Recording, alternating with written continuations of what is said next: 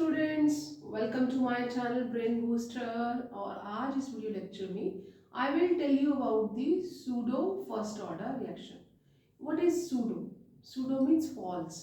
So let's begin today's topic, जो कि हमारा क्लास 12th केमिस्ट्री का चैप्टर नंबर 4 केमिकल काइनेटिक्स का सब टॉपिक है। That is the pseudo first order reaction. अपने प्रीवियस वीडियो लेक्चर्स में मैंने आपको ऑर्डर ऑफ अ रिएक्शन निकालना सिखाया है, and I even gave you the idea that what are the order of a reaction. Now here pseudo first order reaction. Pseudo means what? Pseudo means false. Pseudo means false, जो दिखता तो है but है नहीं. हम यहाँ पे chemical reaction ले लेते हैं, that is the hydrolysis of ethyl acetate.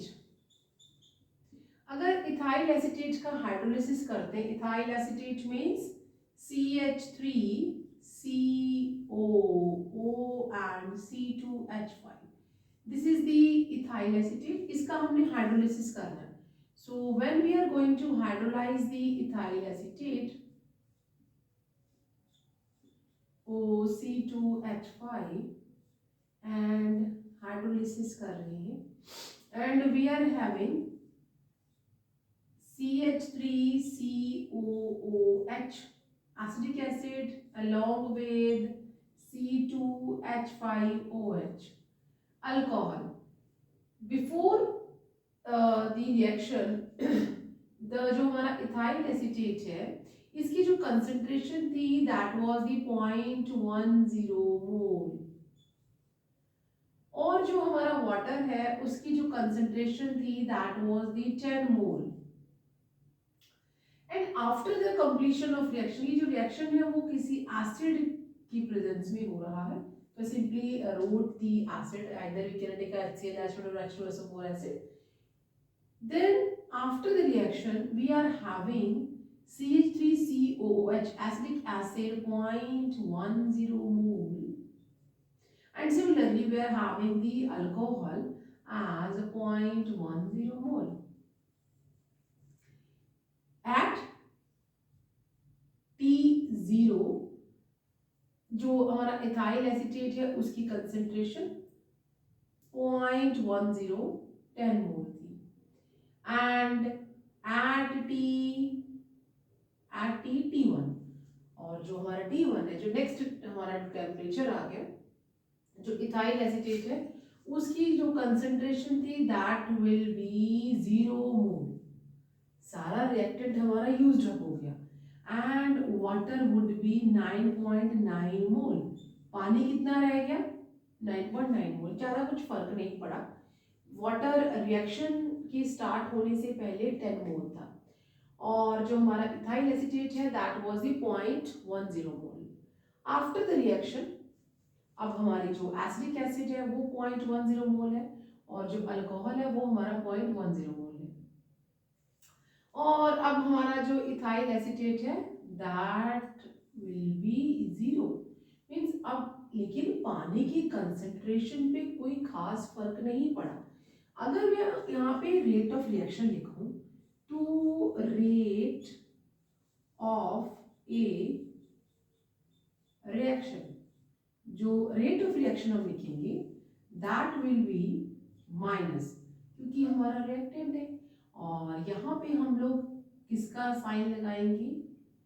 के. मैंने यहाँ पे कांस्टेंट लिखा है जिसके साथ मैंने एपोस्ट्रोफी का साइन लगा दिया है, and molar concentration of ethyl acetate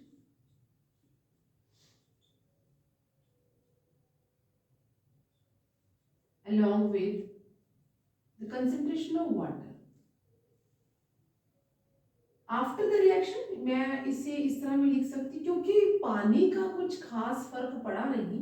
पानी पहले भी 10 मोल था और अभी भी लगभग 10 मोल के बराबर है, तो मुझे ऐसा लग रहा है कि ये जो फर्स्ट ऑर्डर रिएक्शन है वो सिर्फ और सिर्फ हमारा एक ही रिएक्टेंट पे डिपेंड करता है। जिस रिएक्टेंट की कंसंट्रेशन जैसे पहले रिएक्शन था और after the formation of product अभी भी वैसी है, तो हम ये कंसिडर करते हैं कि इसे हम कांस्टेंट ले लेते हैं, क्योंकि इसकी कंसंट्रेशन का तो फर्क पड़ता ही नहीं। तो हम इसे किस तरह से लिख लेंगे, देन वी आर हैविंग के and the molar concentration of COOC2H5 और वाटर को हमने क्या ले लिया है, कांस्टेंट। हमारा जो यहाँ पे के है दैट इज दी के जो एपोस्ट्रोफी लगाई and the molar concentration of water, ये जो कांस्टेंट है वो इसके बराबर है।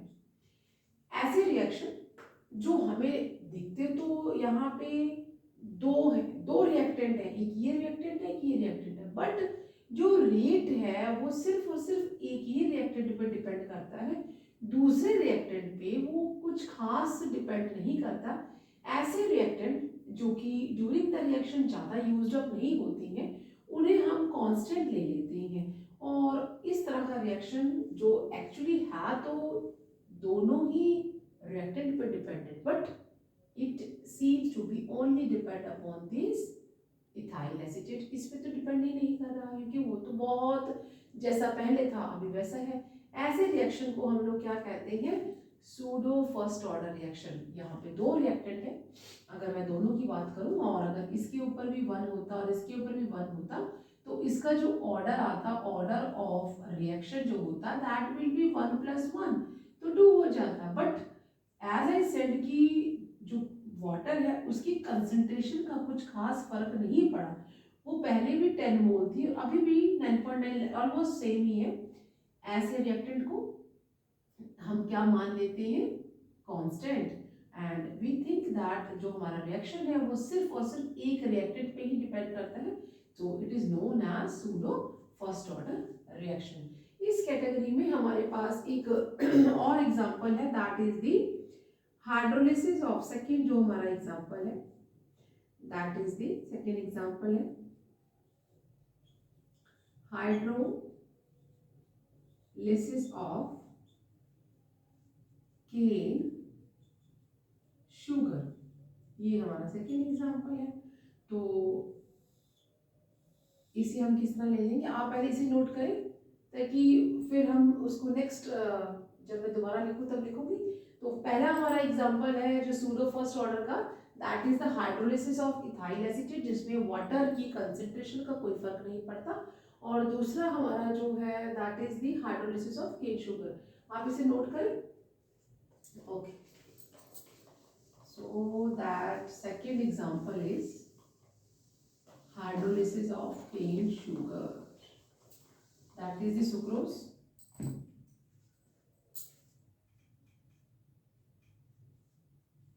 Hydrolysis of cane sugar, ये क्या है हमारा, सुक्रोज। तो that is C12H22O11 plus water, and we are having C6H12O6 plus C6H12O6।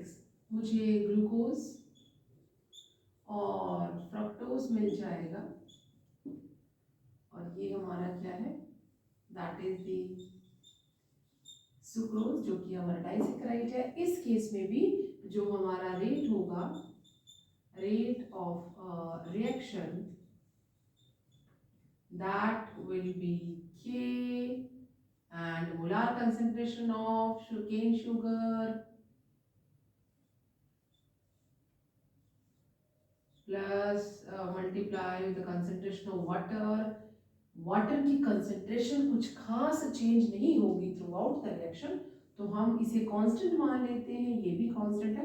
So we are writing another constant that is a K without apostrophe, and that is the C12H22 and O11, और यहाँ पे ये हमारा rate है, ये ऐसे आ जाएगा। और यहाँ पे जो K है that would be equal to K and water। जिस यहाँ पे जो वाटर है उसकी कंसंट्रेशन कुछ खास अल्टर नहीं होती थ्रू आउट द रिएक्शन, तो हम उसे कांस्टेंट ले लेते हैं। और इस तरह से रिएक्शन है, तो हमें दो रिएक्टेंट यहाँ पे रिएक्शन को कैरी आउट कर रहे हैं, बट रेट जो है it is depending only on the one of the reactant. So this type of reactions are known as pseudo first order chemical reactions. So आप इसे नोट करें, और if there are some questions are coming then write the examples of pseudo first order reaction. तो मैंने आपको दो example दे दिए हैं, पहला hydrolysis of ethyl acetate and second is hydrolysis of cane sugar. सो मिलते हैं नेक्स्ट वीडियो में, till then you take care, bye bye.